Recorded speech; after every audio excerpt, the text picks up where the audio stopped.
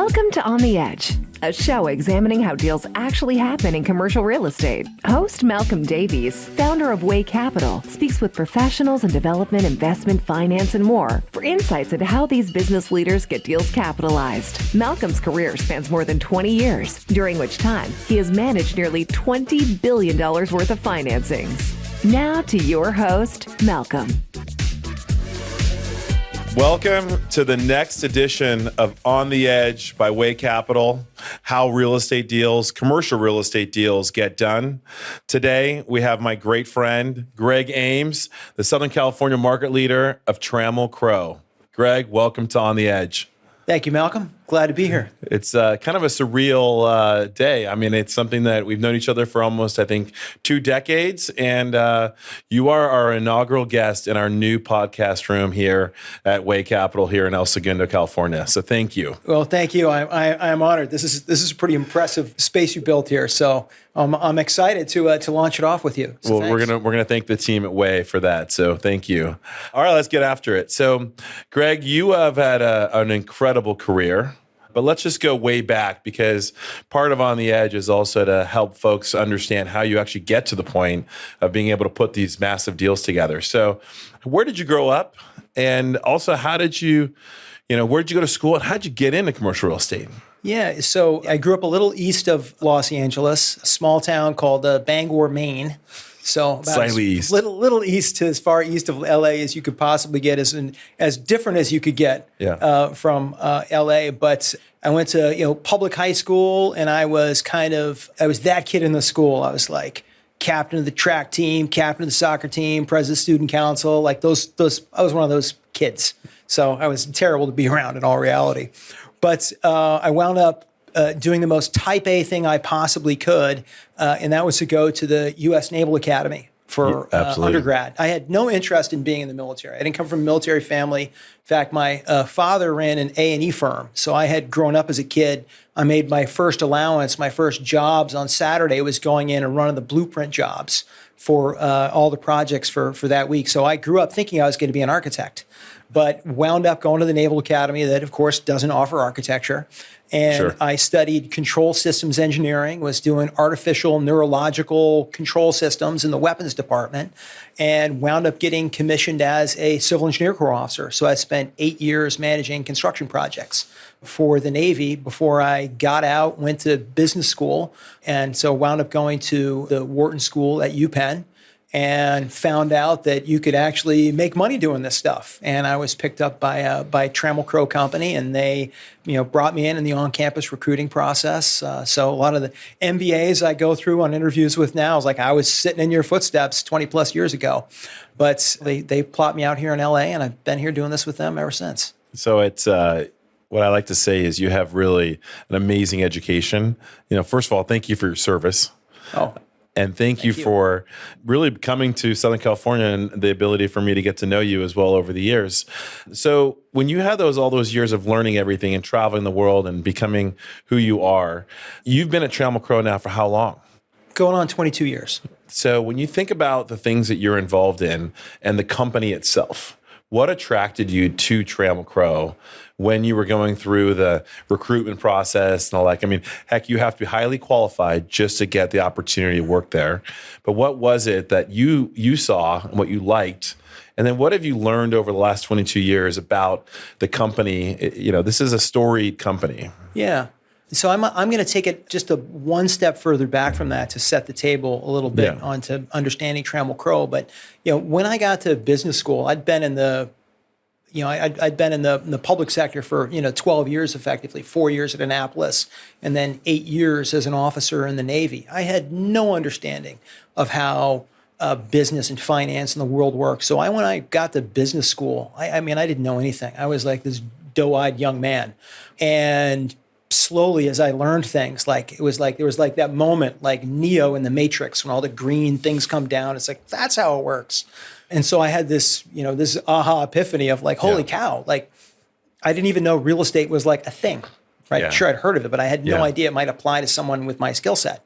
And I discovered that through business school. I thought at the time I was going to be a strategy consultant. And I was working in a small business development center and getting my consulting reps working with entrepreneurs who were trying to launch their businesses. And so I spent tens of hours working with people trying to put their ideas together. And so you sort of combine that entrepreneurial interest and minor small experience that I had with my construction and contracting and facilities experience. When I started getting involved in the job hunt, I realized when I was meeting with the Trammell Crow folks that wow, these people are just like me. I don't have to pretend to be somebody in the interview process. When I was sitting down at the table with the big names in consulting, I had a shtick. Yeah. Right? I would be the consulting guy. With the Trammell Crow folks, I was just myself. And it's a slow process. I think I counted, I had 15 separate individual interviews before I actually got my job offer.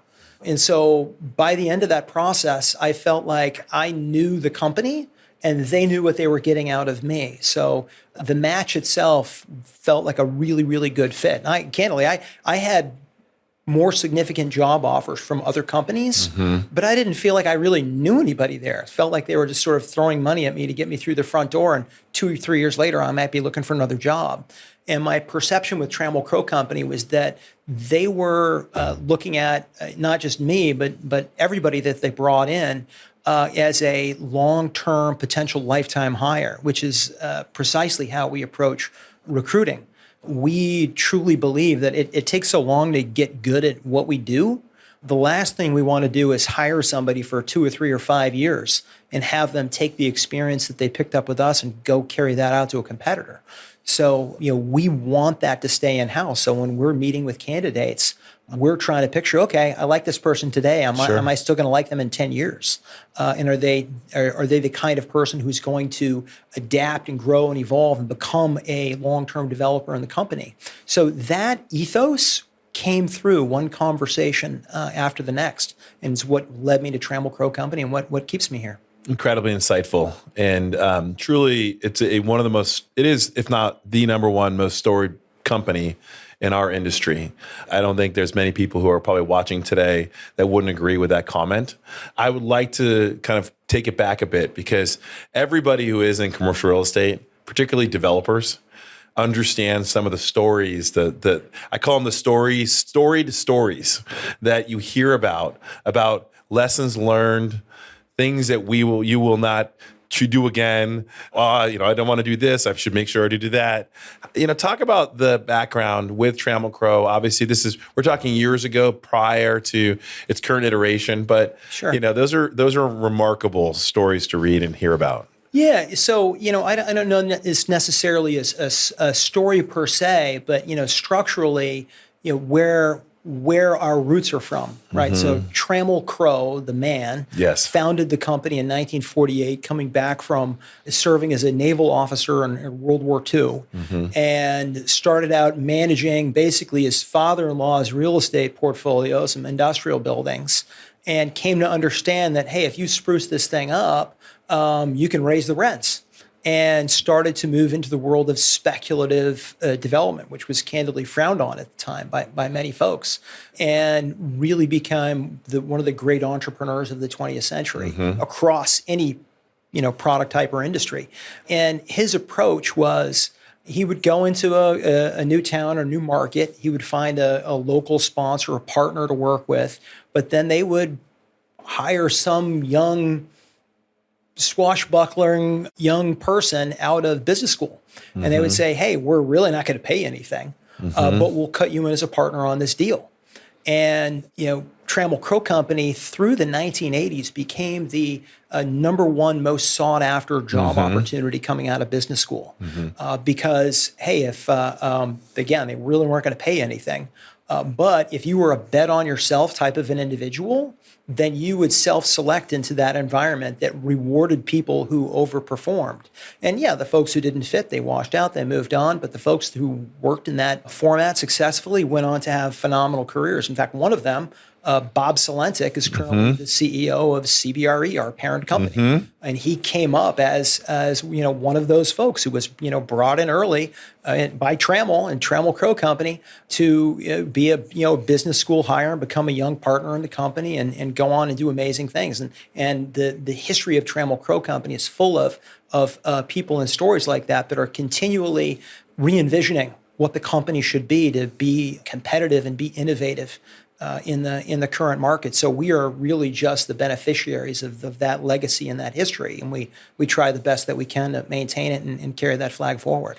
The reality is Trammell Crow is quite unique in its structure. Real estate deals are all about structure. Yeah. However, Trammell Crow is also about the company's structure and how the lay of the land of the company through market leaders like yourself around the country, organized with information that you share, opportunities that you're all working on. How does the company exactly work in general? Sure. Because everyone has their different thoughts about how they put deals together. But generally speaking, Trammell has a unique culture and structure. Yeah, and I'd say it goes back to the legacy days of the original partnership model.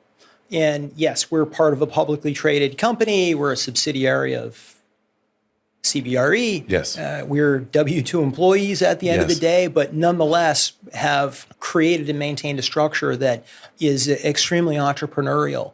So TCC rolls up under CBRE Real Estate Investments, which also oversees CBRE Investment Management. Yes. And that's one of the major business lines of CB. And then, of course, CBRE owns us.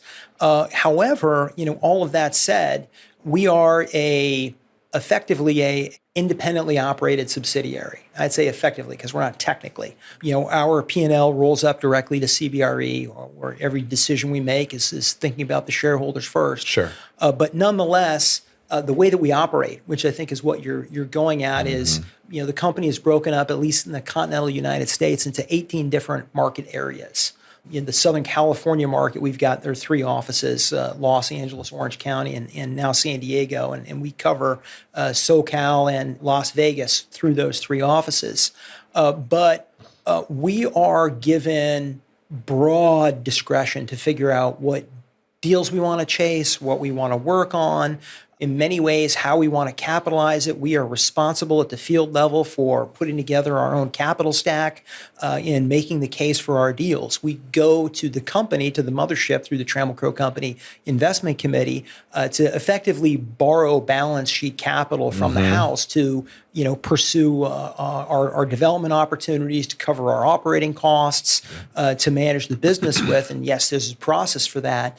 But at the end of the day, as long as the deals are compliant, they're going to have an appropriate risk-adjusted return to the shareholders and to the company, we're given, again, broad latitude on the kinds of deals that we'll chase. And so it creates a very, very entrepreneurial environment. And it's driven by the local deal makers and the local sponsors and all of those same talented people that the company would recruit, where Trammell would recruit back through the MBA program and everything else. Right. We do the same thing locally. And so we've got all sorts of talented people in the room coming up with bright ideas on what the next thing to chase should be and in what submarket and how we can shape it and structure it both physically and financially to maximize the outcome on the deal. And so it becomes a very, very fun place to work. So the structures, when you do capitalize the ventures, you are bringing in institutional limited partners in each project. And how do you actually bring those in and when do they come in? So you're looking at an opportunity. Trammell Crow balance sheet dollars are at risk in the pre-development stage, or do you generally bring in new capital even in the early stage, or do the institutional partners only come in when the project is quote unquote shovel ready? How do you look at that in its totality? Yeah, look, a lot of that is market cycle driven.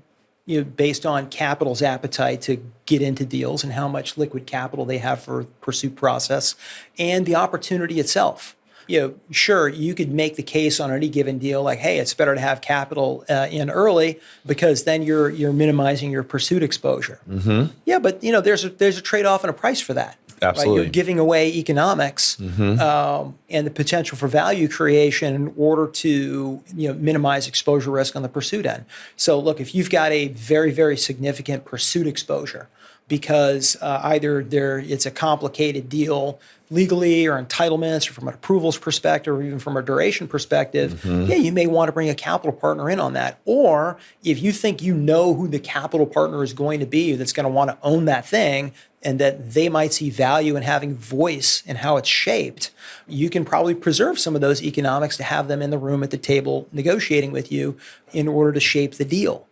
Other times it makes sense for us to carry the deal all the way through, either because capital isn't there and we've got conviction in the deal in the real estate, in which case a number of times we've gone so far as to buy the land and carry it through to recapitalize it. And other times we just see that if we capitalize a deal now, we're going to be losing economics simply because where the cycle's at, where the market is. Sure. And so if we've got 1 or 2, 3 years to entitle something and we can carry that cost and we can bring in a partner either after entitlements or when we're ready to break ground and we will create some value in that process, we'll probably pay for that ourselves.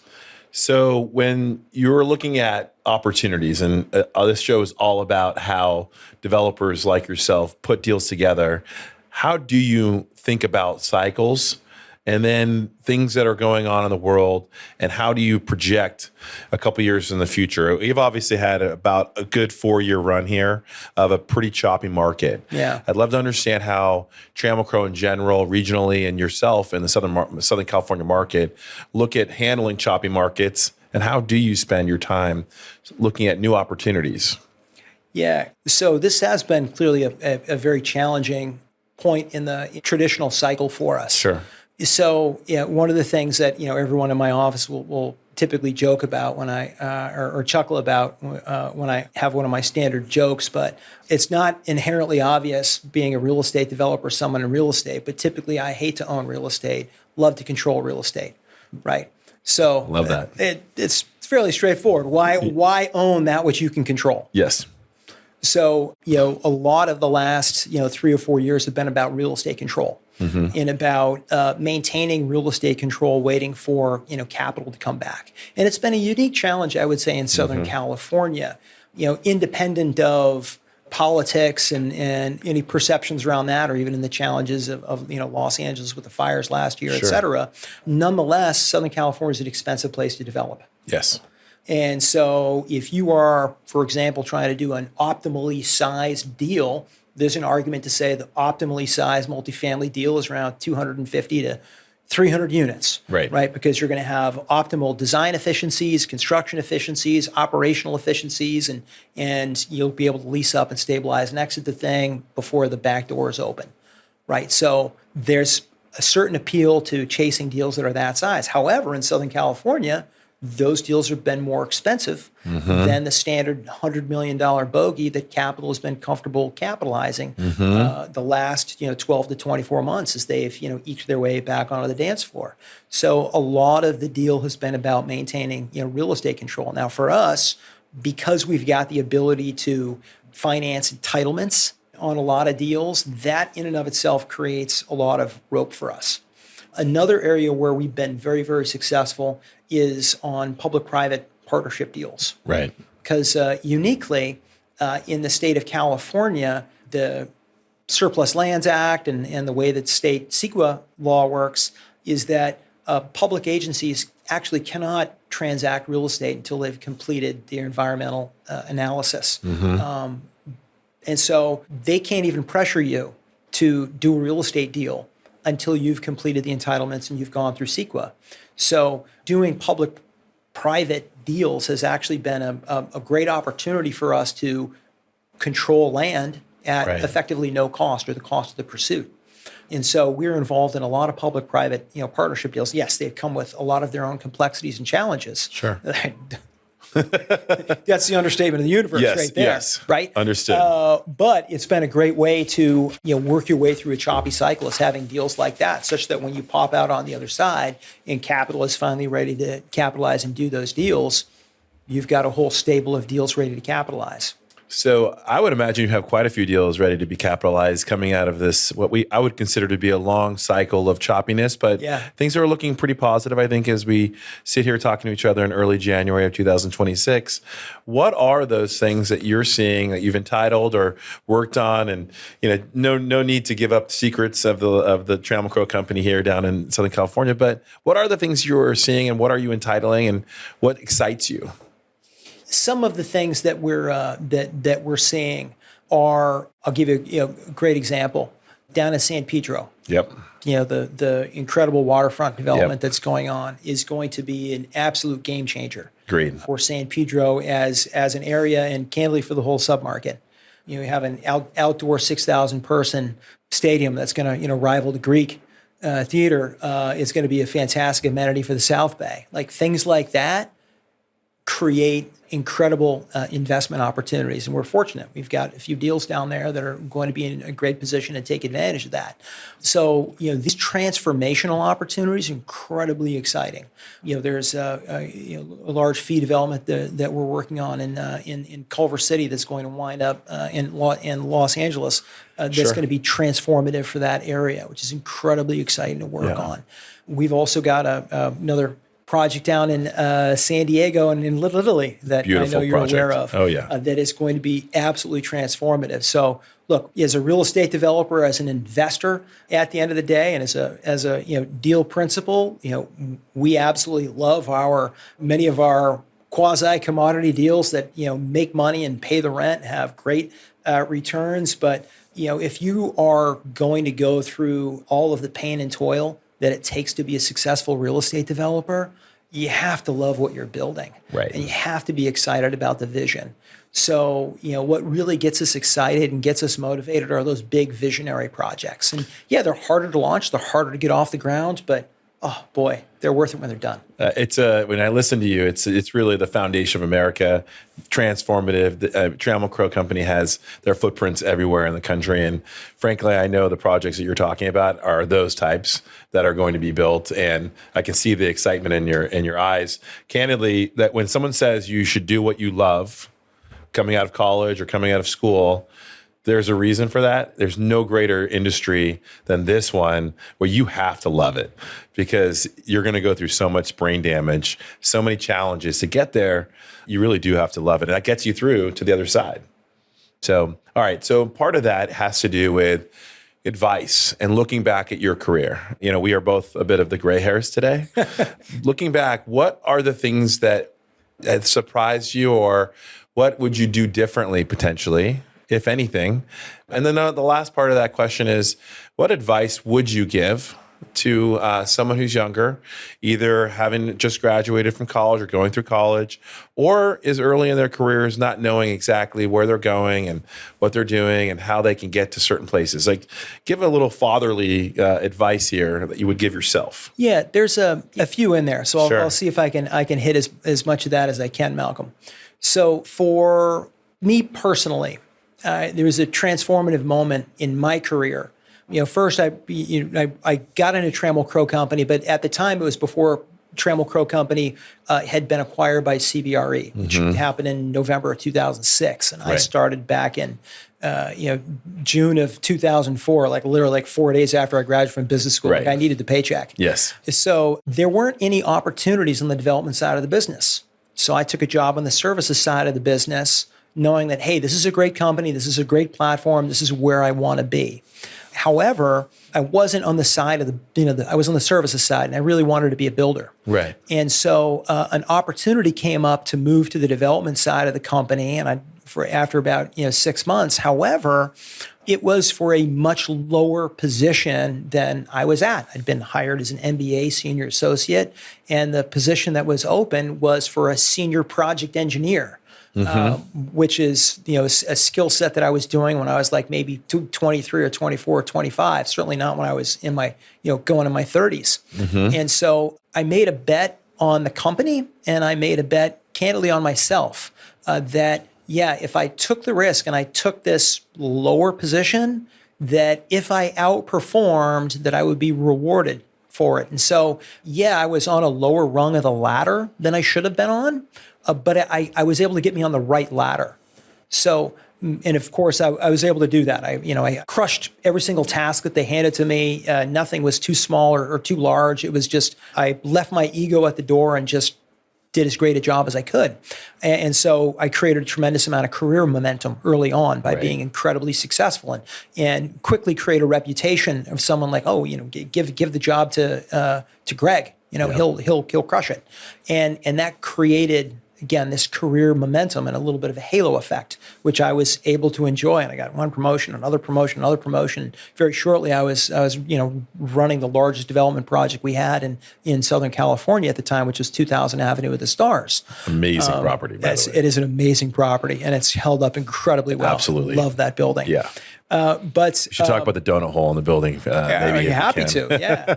So anyhow, as that relates to career advice, the first for me was, look, I wanted to get into real estate. I found a great company. It wasn't exactly the job I wanted, but doing extraordinarily well at the job that I didn't really want opened the door for me for the job that I did want.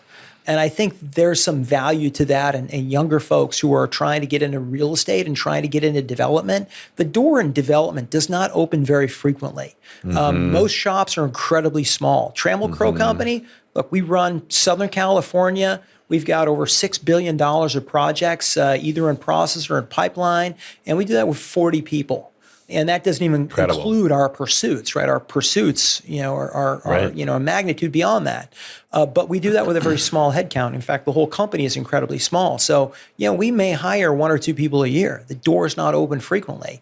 So, people who are looking to get into real estate development, people who are looking to get into real estate on the whole, I say, look, just find an open door and walk through it and go crush it. And if you can find a team that's got a good reputation, that's known for working with integrity and is going to invest in their people, go do that. It doesn't matter if they're on the capital side or the construction side, or if they do industrial or multifamily. Put yourself in an environment where you're going to get experience and reps and you're going to be associated with a good brand, and doors will open in the future. Now, looking back, if I had to give myself some advice, having just said all of that, many times younger professionals are in such a race to get to the top of the mountain, they don't spend any time enjoying the view on the hike on the way up. And I was fortunate to work on some amazing projects, and I worked crazy long hours, and God bless my wife for putting up with that. She is amazing. Yeah, that she is. As is yours, by the way. So we both hit above our weight there. Yes, we punched above our weight. In any case, taking the time to enjoy what you're doing. Because as you said, this is an incredible job. Working in real estate, building stuff, changing the world, changing environments. I mean, almost no other industry actually gets to point at what they did, right? And I do decades later. I built some projects in Southern Italy, and every time we fly in there with the kids on the plane, they point out the window, "Hey, Daddy, there's your building." Right. And it's phenomenal. Who gets to do that? Yeah. So, take the time to enjoy it. Don't be in such a, rush. It takes a very long time to get good at this. It really takes a long time to get good at real estate, and particularly development. So enjoy the reps, enjoy the workouts. That would be my one piece of advice. The part that you just referenced there was so much to unpack there, but the reality of that, be accountable, right? Oh, yeah. Be accountable. And if you are, and let people put everything on your desk and you can perform for them, you're going to go far. It doesn't matter if it's in our industry, but particularly in our industry. Before I go to the next question, as we get closer to the end here, 2000 Avenue of the Stars. Yeah. Everybody always asks the question. It's the most beautiful building in LA. I personally think that. How did the donut hole come to be? And, till we can answer this, some people have said it's because there was air. You wanted to allow the wind to get through the building. Sure. What's the reason for the donut hole? Yeah, well, it's actually so you can see the Hollywood sign from the hotel. No, it's not. That's not it. But you can. Actually, big. I'm just going to give a shout out to Gene Watanabe of Gensler. That was his vision and his design, and it's one of the most iconic pieces of real estate in the United States. It's kind of an interesting thing. So 2000 Avenue of the Stars replaced the ABC Entertainment Center. Right. And so what most people don't realize is that if you picture where 2000 Avenue of the Stars sits at street level on Avenue of the Stars, There are 8 stories of subterranean parking structure below that at that point on that side of the block. And so you've got to picture a 15-story building sitting on top of 8-story stilts, right? So it's really a 23-story structure before you hit ground.